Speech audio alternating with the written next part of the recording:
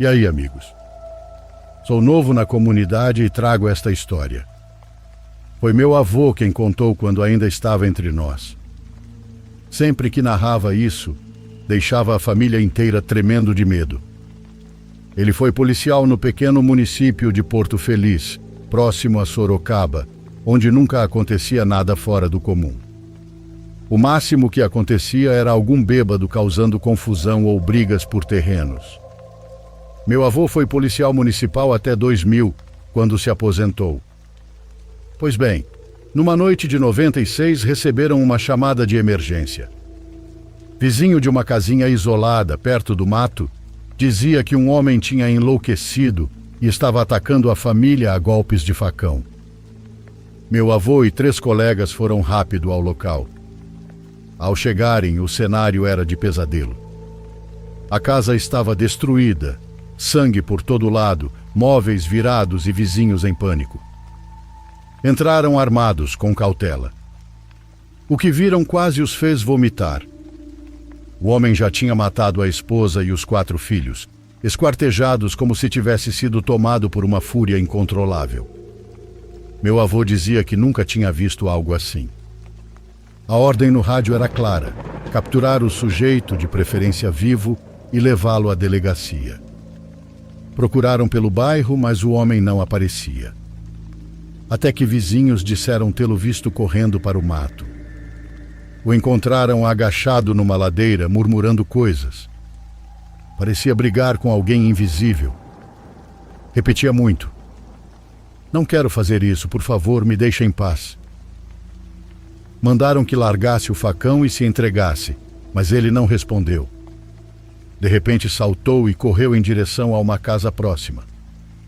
O inacreditável é que escalou a parede como se fosse um gato e subiu ao telhado em segundos. Lá de cima olhou para eles. Meu avô nunca esqueceu aquele olhar.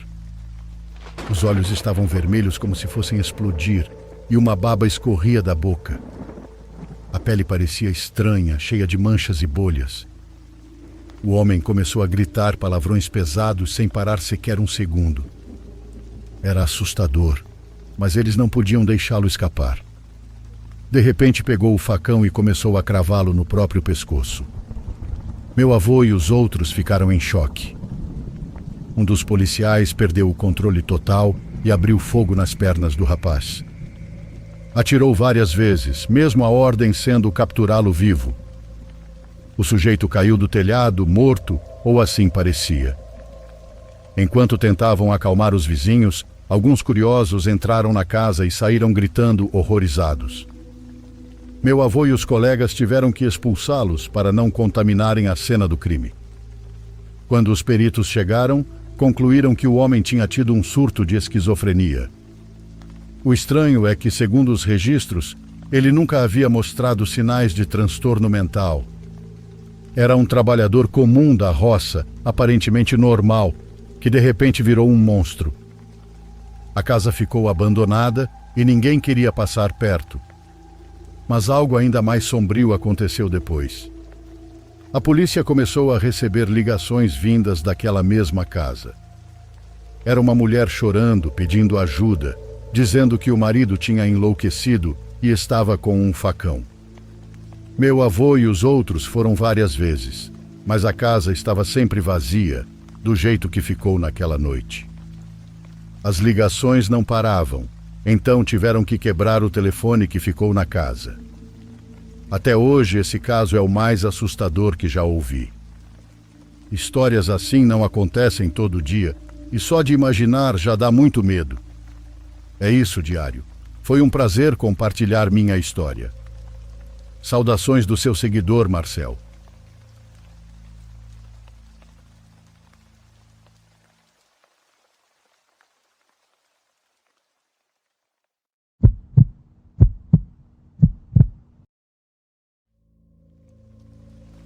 Me chamo Gabriela e quero contar minha história. É muito longa talvez e pode ser que não seja tão aterrorizante, mas quero compartilhá-la com vocês. Quero contar uma história que começa quando eu tinha 10 anos. Desde muito pequena, sempre fui uma menina que gostava de passar tempo em um espaço só para mim e minha imaginação. Por isso, a maior parte do dia eu passava no meu quarto, que ficava no andar de cima da casa. Nunca senti medo até aquela noite em que tive um sonho bastante estranho. Eu me encontrava no meu quarto e estava tudo escuro ao redor. Minha irmã mais velha estava dormindo ao meu lado. Eu também me via dormindo e vivia algo que ainda não sei se foi só um sonho. A porta do quarto estava aberta e eu sentia que alguém estava lá fora, no corredor que dava para a escada. Embora eu não o visse, sabia que ele estava ali. Permaneci sentada vários segundos na cama quando começaram a soar passos se aproximando da porta. E quando aquela figura ficou em frente a ela, girou lentamente, ficando de frente para mim. Era um homem alto, de pele branca, cabelo comprido, preto e um pouco encaracolado. Usava um chapéu preto que parecia um chapéu de cowboy velho. Também uma gabardina preta e longa. A cabeça dele estava inclinada de modo que só se viam seus olhos intensos e escuros. Embora eu não pudesse ver sua boca, podia sentir que ele sorria. Ficou ali uns segundos e continuou caminhando pelo corredor como se não fosse nada. Acordei com muito medo. A porta continuava aberta e, embora meus olhos não vissem nada na escuridão, eu sabia que não era a única acordada. A partir daquela noite não pude voltar a ficar sozinha no meu quarto. Sentia que alguém me observava e cada vez que descia as escadas sentia que ele estava parado atrás de mim, esperando que eu me virasse. Essa presença pesada nas costas e aquele arrepio na nuca me faziam pensar que era real. Um dia, enquanto minha família assistia a TV e eu brincava, notei um senhor em particular no filme. Eu disse aos meus pais: "Esse senhor se parece com o que está no corredor." Eles não me deram atenção alguma e achavam que talvez era só minha imaginação. No entanto, minha irmã começou a me questionar, muito assustada. Dizia que ela também tinha visto um senhor assim em seus sonhos e depois o descreveu exatamente como eu havia sonhado. Meus pais pensaram que talvez tínhamos visto antes no filme e associado, embora isso estivesse muito longe de ser verdade. Depois disso, nada aconteceu, até vários anos depois. Eu estava no segundo ano da faculdade e ainda dormia no mesmo quarto. Naquela época, meu irmão, que é pedreiro, trabalhava fora da cidade, então não era estranho que ele chegasse de madrugada. Em uma dessas madrugadas, ouvi o som da porta e a voz do meu irmão me chamando. Gabi, que é como ele me chama. Com sono, respondi devagar e ele pediu emprestado meu notebook. Aproximei-me da porta para entregá-lo e voltei a dormir. No dia seguinte aconteceu o mesmo. Meu irmão chegou tarde e me acordou para pedir o computador, mas no terceiro dia foi diferente. Voltei a ouvir o som da porta, mas dessa vez não houve palavras. Acreditei que talvez estivesse sonhando, então esperei alguns segundos com os olhos abertos para ver se era real. A porta voltou a bater. Achei estranho que meu irmão não falasse. Mesmo assim, me levantei, peguei o computador, acendi a luz e abri a porta, mas não havia ninguém. As luzes do corredor e do quarto do meu irmão estavam apagadas. Pensei que talvez eu tivesse demorado demais e, ao não receber resposta, ele tivesse ido embora. Acendi a luz do corredor e fui tocar sua porta. Não respondeu. Desci para a sala esperando encontrá-lo e tudo estava apagado. Subi e o corredor estava mais frio do que o normal. Novamente senti aquele arrepio, então entrei no meu quarto e me deitei com a luz acesa. Ainda era possível que meu irmão estivesse lá embaixo, talvez no banheiro. Pensei que se ele visse a luz voltaria a bater na porta, mas passaram minutos e nada. Com um nervoso bastante estranho, preferi não pensar mais, agarrando-me à ideia de que tudo era imaginação, até que o sono finalmente me venceu. Na manhã seguinte, perguntei à minha mãe sobre meu irmão. Ela disse que ele havia chegado às 8 da manhã e que, por ser fim de semana, ele tinha saído com os amigos para beber. Foi então que percebi que quem havia batido na minha porta na madrugada não tinha sido ele. Um arrepio percorreu meu corpo ao pensar. Se não foi meu irmão, então quem foi? A quem eu abri a porta naquela madrugada? Entendi porque desta vez não houve palavras. Os dias transcorreram normalmente até o fim de semana seguinte. Enquanto dormia, ouvi a voz do meu sobrinho de apenas 3 anos me chamando. Ouvi do jeito que ele normalmente faz para descer tomar café. A voz veio da esquina esquerda do meu quarto e de repente senti a cama se mover, como se ele tivesse subido nela. Isso foi o que finalmente me acordou. Quando abri os olhos, procurei meu sobrinho, mas o quarto estava vazio. Nesse momento, o meu despertador tocou, eu desci e vi minha mãe preparando o café. Meu sobrinho e minha irmã estavam sentados. Minha irmã me disse: "O gordo já ia te acordar, você chegou antes." Eu perguntei: "Como? Ele não subiu?" E a resposta foi um categórico não. Como isso era possível, gente? Eu tinha ouvido a voz dele, senti que ele subiu na cama e senti sua presença no meu quarto. Não sabia o que estava acontecendo nem o que era aquilo que estava oculto, replicando o que fazíamos no dia a dia. Também não sabia com que finalidade. Passei a tarde toda me questionando sobre o ocorrido. Acreditei que talvez eu tivesse sonhado ou estivesse louca. Sem dar mais voltas, continuei com minha rotina. Tinha que ir à cidade, então me arrumei. Quando ia descer as escadas, senti de novo aquilo que fazia anos que não ocorria. Senti. Eu juro que pude sentir. Ali estava o senhor da gabardina e do chapéu. Eu não o via, mas a presença era imponente. A mesma que me marcou da primeira vez que o vi naquele sonho. É uma sensação inconfundível. Voltou de repente, lembrando-me de que ele ainda estava ali, que não tinha ido embora e que me observava. A última coisa que aconteceu foi uma reafirmação de que ele está aqui e que não vai embora. Tenho uma amiga da faculdade com quem perdi contato por 1 ano. Quando nos reencontramos, ela me contou que tinha aprendido leitura de tarô e certos rituais. Estava se encaminhando para ser alguma coisa que não me lembro o nome. Sempre gostei desses temas e coisas ocultas. Acredito que existam outras invenções, por assim dizer. Quando ela me perguntou se eu queria que ela lesse meu tarô, aceitei. Ela foi à minha casa. Ficamos na sala, que é a sala que se conecta com o andar de cima. Quando terminou, meio que brincando, eu disse: "O bom é que você não me disse nada sobre algum fantasma habitando minha casa." A resposta dela me surpreendeu. "Sim, tem um," ela me disse. "É um senhor branco de chapéu e tem um casaco muito longo. Está lá em cima, no corredor. Está muito zangado porque o mataram. Sabe que vocês não são culpados, mas não pode ir embora por conta do jeito que morreu. Mas fica tranquila, ele não vai fazer nada com vocês. Ele não pode." A resposta dela chegou a me dar ânsia. Como ela poderia saber isso? Eu nunca contei a ninguém fora da família, e para falar a verdade, ela estava certa em algo. Aquela presença jamais nos havia feito mal. Ficava apenas naquele corredor, fazendo-se presente de vez em quando, como para deixar claro que estaria ali por muito, muito tempo. Passou pela minha cabeça tentar algum ritual para que ele busque a luz, mas eu sinto medo. Medo de que ele interpretasse como um ataque e seja agressivo.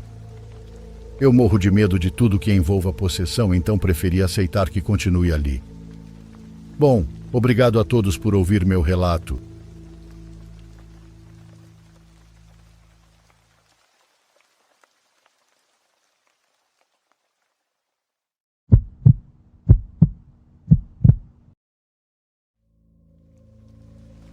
Quero contar a horrível experiência que meu avô viveu quando era jovem. Vou narrar em primeira pessoa para que a história seja mais fácil de compreender. Meu nome é Joaquim e quero contar algo que já faz quase 60 anos. Naquela época eu morava no norte, em um lugar que já não existe mais. A vida era simples, mas sempre circulavam rumores de todo tipo. As pessoas se conheciam e não havia segredos que durassem muito. Desde que tenho memória, sempre se falava de um homem chamado Ambrósio, um fazendeiro que parecia ter tudo. Era um senhor de jeito duro, daqueles que impõem respeito só com o olhar.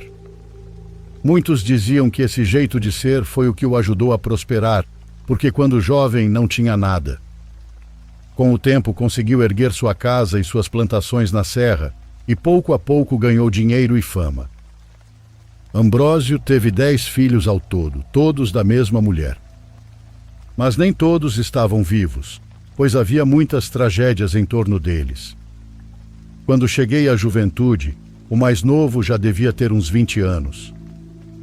Na nossa comunidade as pessoas falavam bem dele porque tinha dinheiro, mas também havia quem comentasse coisas obscuras.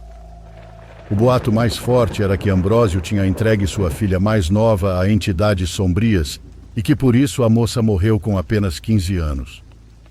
Eu nunca a conheci. Essa versão se repetia porque, desde pequena, ela sempre teve problemas de saúde, embora alguns assegurassem que as coisas estranhas começaram quando o velho começou a enriquecer. Antes de ter dinheiro, quase ninguém notava sua presença. A fazenda não tinha trabalhadores e mal sobrevivia com o pouco que plantava. À medida que sua riqueza cresceu, as pessoas se aproximaram em busca de trabalho. Foi então que notaram a menina. Dizem que ela era bastante negligenciada. Eu mesmo ouvi de pessoas mais velhas que ela corria sozinha pelos arredores, como se ninguém a vigiasse. Às vezes parecia que nem banho tomava. E em comparação com os irmãos mais novos, bem vestidos e cuidados, ela parecia largada. Meu pai contava que naqueles tempos a menina apanhava por qualquer coisa. Ela saía descalça para o mato e só voltava à tarde, e naquela época não devia ter nem 7 anos. Não era comum uma criança tão pequena andar assim, mas com ela parecia que ninguém se importava. Enquanto isso, Ambrósio continuava aumentando sua fortuna. Ele comprava gado, terras e contratava homens para trabalhar no campo. Sua esposa se concentrava mais nos outros filhos, sobretudo nos que nasceram depois, e a mais velha ficava de lado. Muitos trabalhadores diziam que a pequena se aproximava deles só para observar. Às vezes os seguia pelos caminhos e, de repente, se escondia entre as grandes árvores. Falava pouco e apenas sorria ou corria quando percebia que alguém a notava. Com o passar dos anos, os que trabalhavam para ele perceberam que a menina não se comportava como as demais. Era comum ouvir comentários entre os peões. Ela começou a apresentar atitudes inquietantes.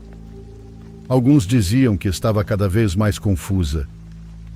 Direto pegavam ela falando sozinha no meio do campo, como se conversasse com alguém invisível. Em outras ocasiões gritava do nada, e esses gritos ecoavam até o curral. Havia dias em que parecia mais irritada que o normal. Zangava-se com qualquer um, atirava pedras nos trabalhadores ou corria atrás dos animais como se quisesse assustá-los. Alguém poderia pensar que era travessura de criança, mas quem estava por perto percebia que era diferente.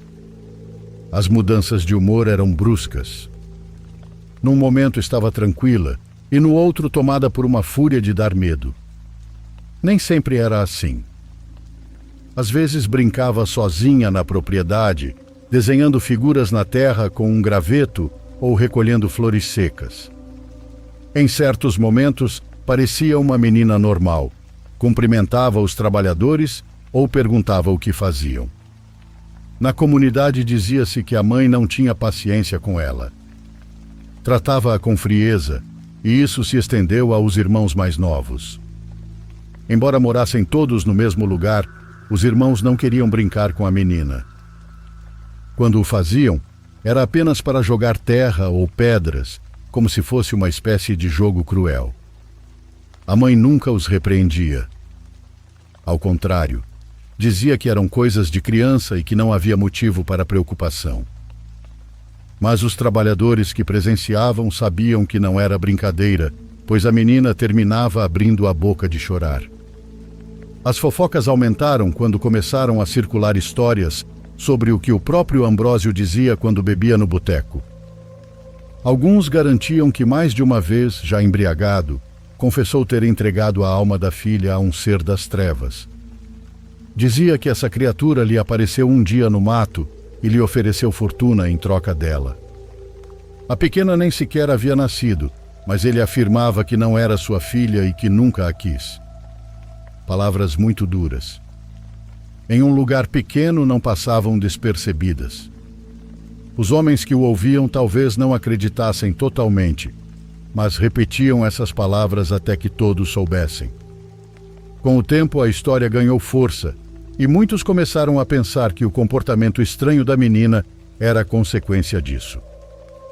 Os gritos repentinos, as risadas sozinhas e as perseguições atrás dos animais, tudo piorou quando ela completou 10 anos. Era triste vê-la, porque nessa idade o normal era correr e brincar, mas no caso dela, parecia doente. Sua pele ficava mais branca a cada dia, e às vezes ela se mostrava sem forças. Passava longos períodos sentada em uma cadeira de balanço de madeira, com a cabeça inclinada para o lado e a boca entreaberta, olhando para o nada. Não respondia quando alguém falava com ela, como se estivesse perdida em seu próprio mundo. Os irmãos dela aproveitavam esses momentos para jogar terra ou puxar seus cabelos, e era comum ouvir suas risadas enquanto faziam isso. Algum trabalhador chegou a repreendê-los, já que os pais nada diziam. Era uma situação dolorosa. Parecia que a tratavam como um animal.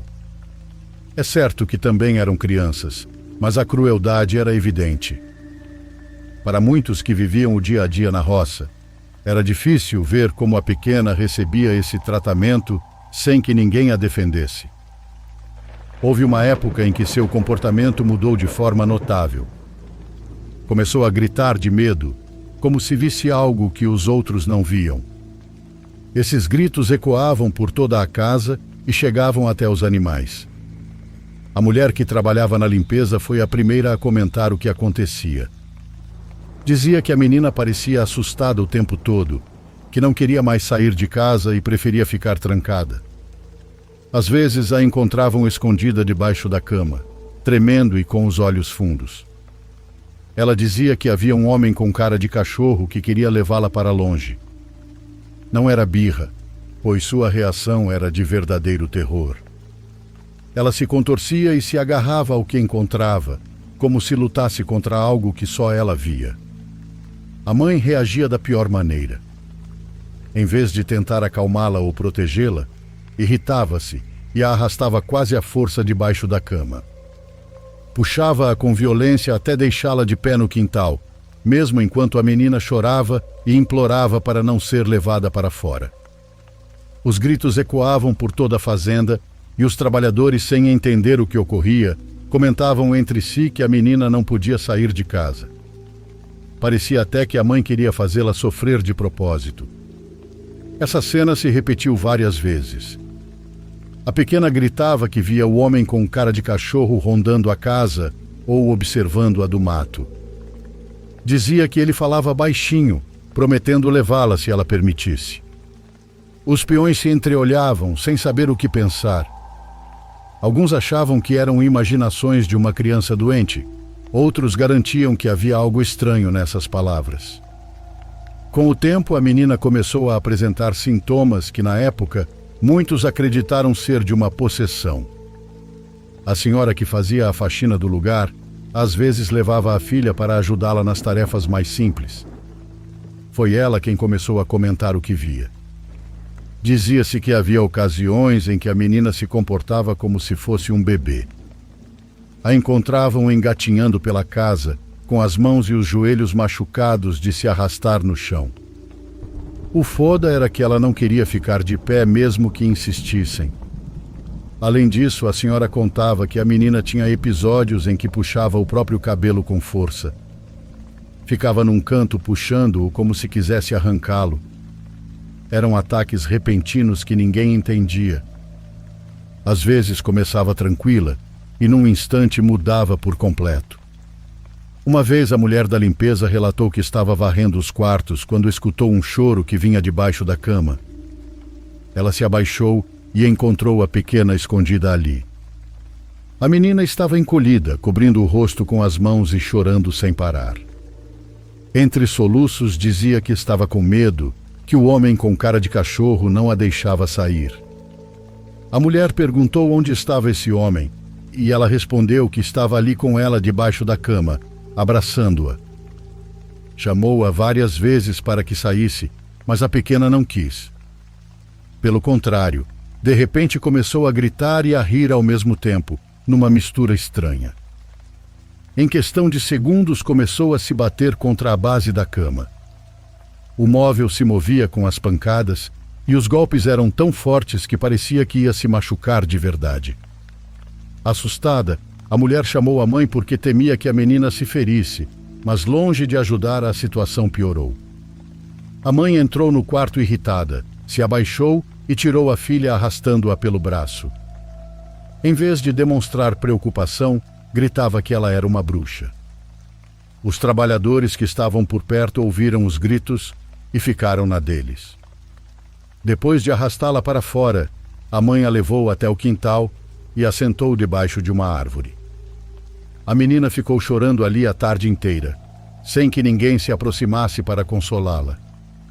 Seus soluços eram tão fortes que podiam ser ouvidos de diferentes partes da propriedade.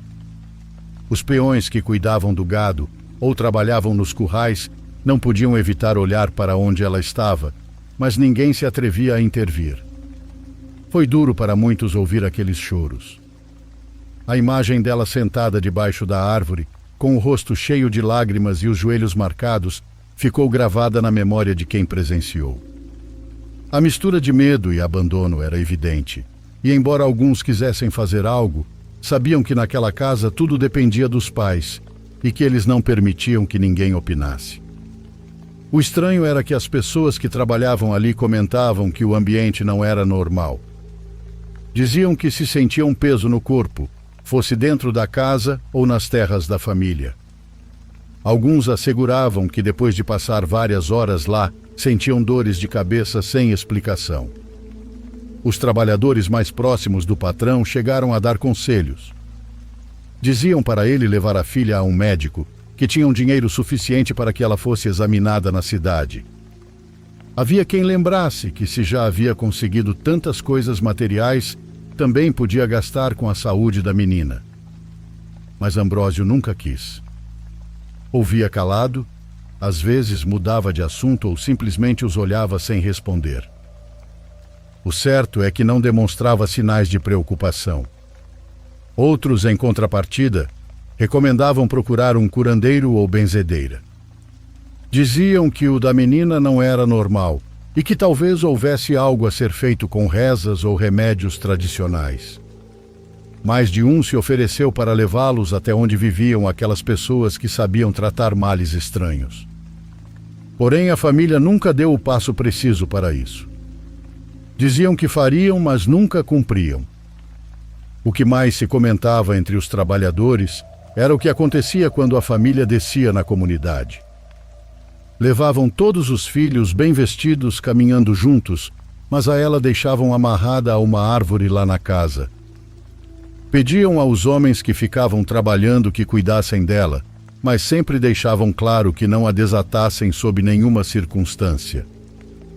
Era triste porque nesses momentos em que sua família não estava, a menina parecia mais tranquila. Se alguém se aproximava para falar com ela, respondia com educação.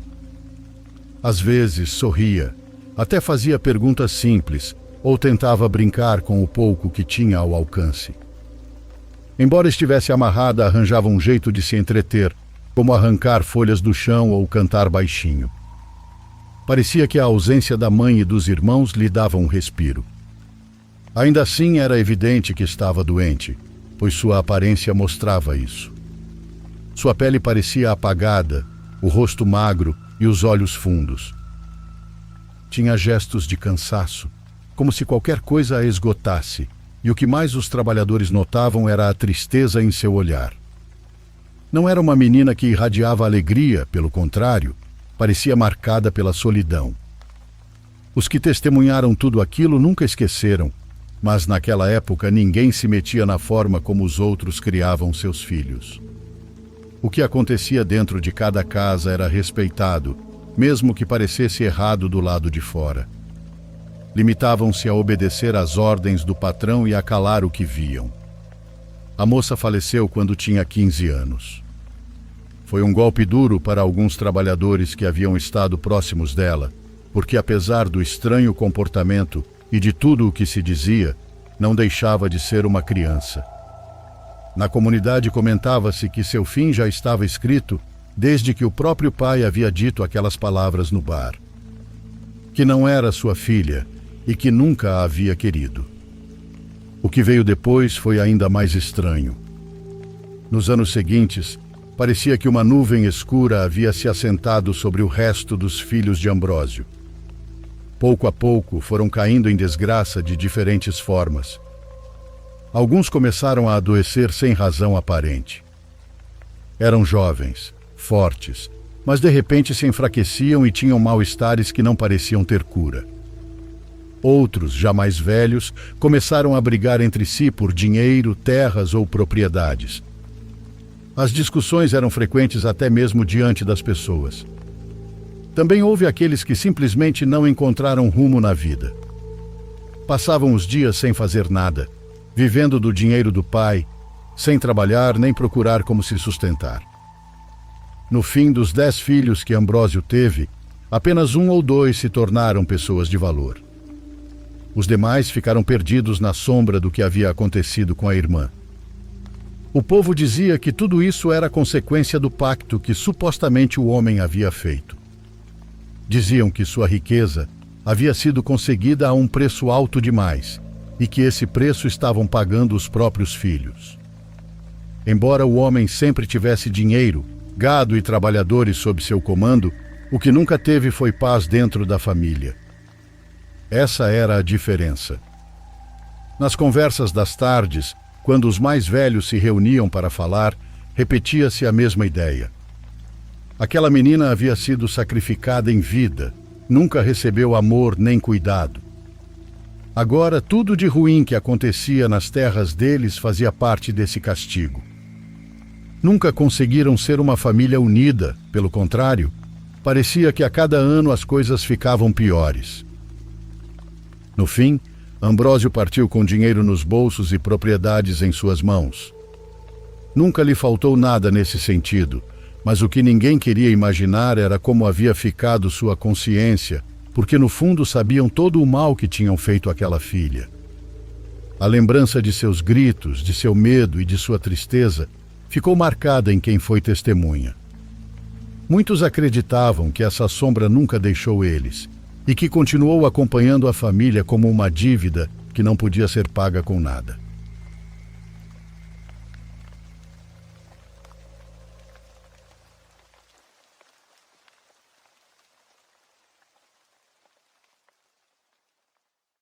Por favor, curta e se inscreva se você estiver gostando. Agora continuamos.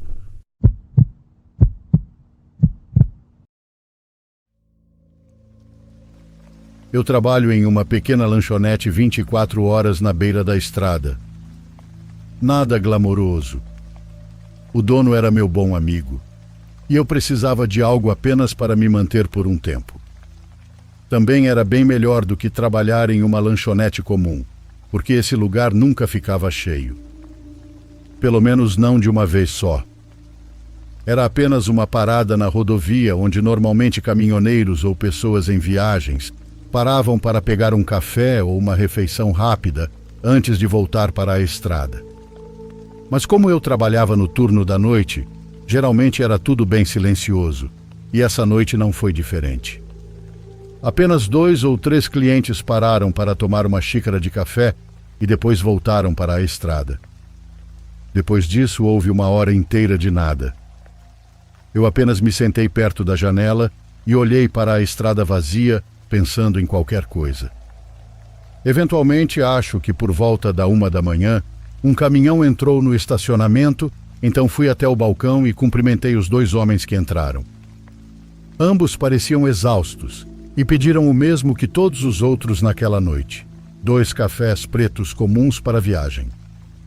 Depois de pedir, um deles foi ao banheiro e o outro se sentou no balcão enquanto eu preparava as bebidas deles. Ei, tenho uma pergunta estranha.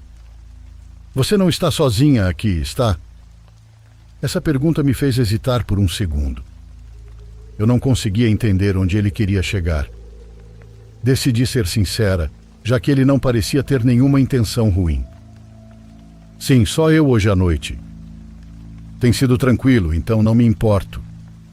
Ele pareceu quase confuso por um segundo, como se não esperasse essa resposta, ou talvez esperasse que não fosse essa a resposta. Bem, só tenha cuidado. Vimos um cara ao lado do prédio quando chegamos. Parecia que ele estava aprontando alguma coisa, mas não sei.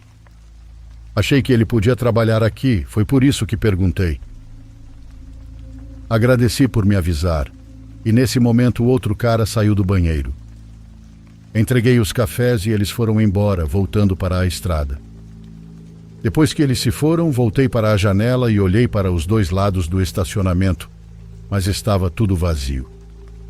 Além disso, eu estava olhando lá fora a noite inteira. Eu teria visto se alguém tivesse entrado no estacionamento, e só tínhamos estacionamento na frente, então o carro dele estaria lá. Mas o cara não parecia estar mentindo, e depois de 1 minuto a curiosidade falou mais alto. Saí e olhei ao redor do prédio. Não vi ninguém, então dei a volta no lugar todo. Nada. Deu uma sensação meio estranha lá fora, com a mata escura ao redor do prédio, então não quis arriscar. Voltei para dentro. Com certeza o caminhoneiro só pensou que tinha visto algo que não estava lá. Quero dizer, ele parecia cansado e obviamente não quis me assustar. A partir dali fiquei mais atenta.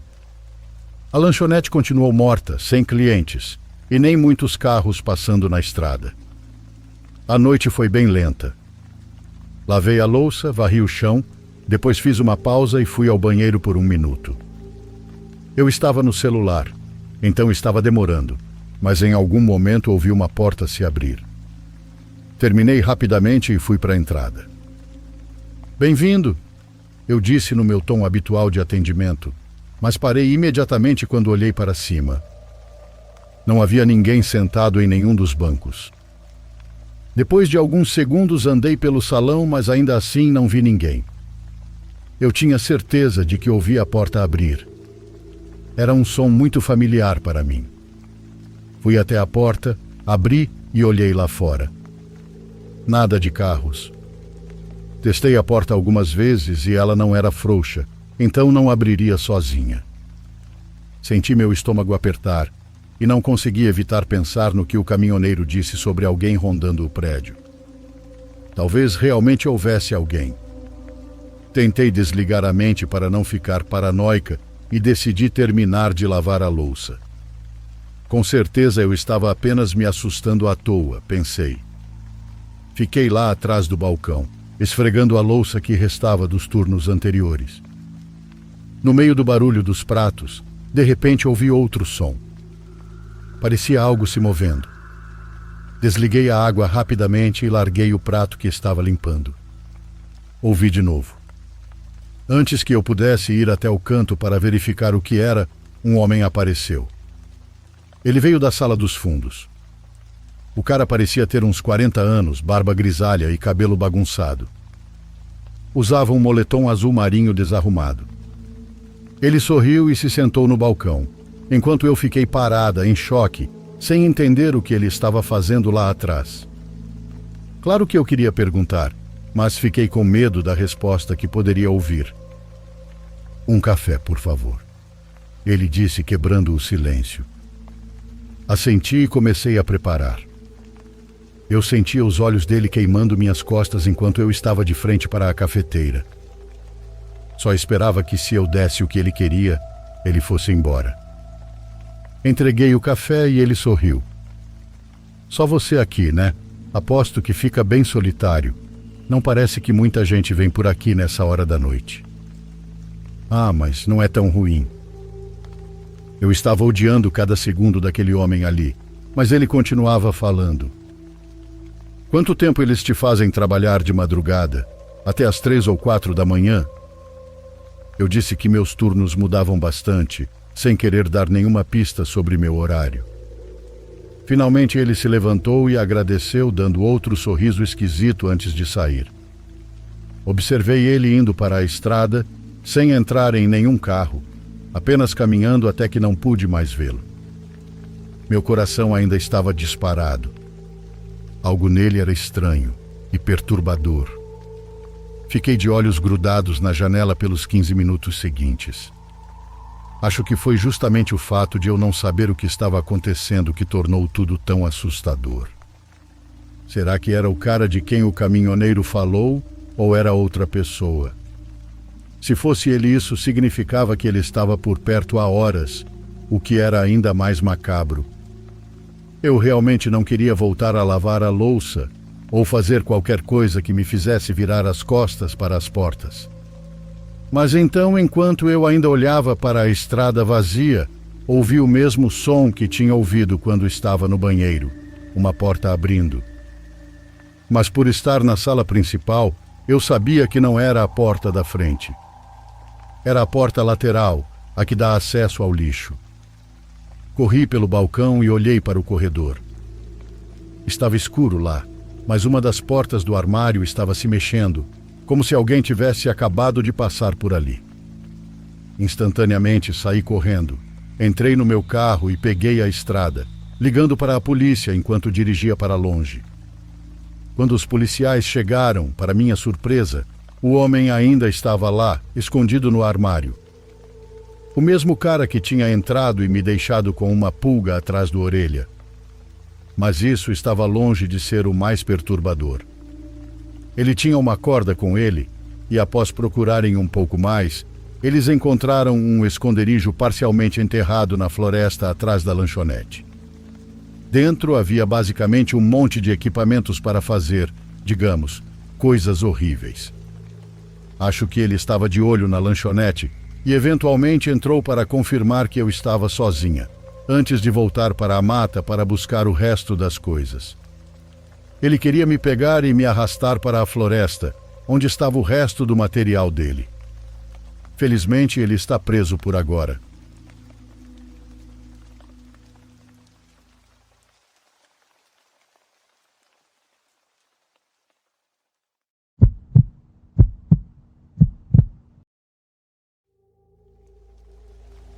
Boa tarde a todos. O que vou contar é 100% real e aconteceu aqui na comunidade de Aracaju quando eu era mais novo. Lembro que um rapaz que trabalhava nas plantações chegou correndo em casa, gritando que tinha visto o diabo. Lembro bem porque naquela noite ele acordou todo mundo com os gritos. Ele dizia que estava nas plantações, já escurecendo, quando apareceu diante dele um ser enorme. Segundo ele, aquilo tinha mais de 5 metros, meio humano, meio bode, e com uma cauda comprida que se arrastava pelo chão. Segundo ele, aquela coisa o olhou com olhos vermelhos e disse: "Você vai vir comigo." Ninguém acreditou, mas alguns dias depois o vimos na rua, à meia-noite. Estava sentado com uma navalha na mão e tinha arrancado os próprios olhos.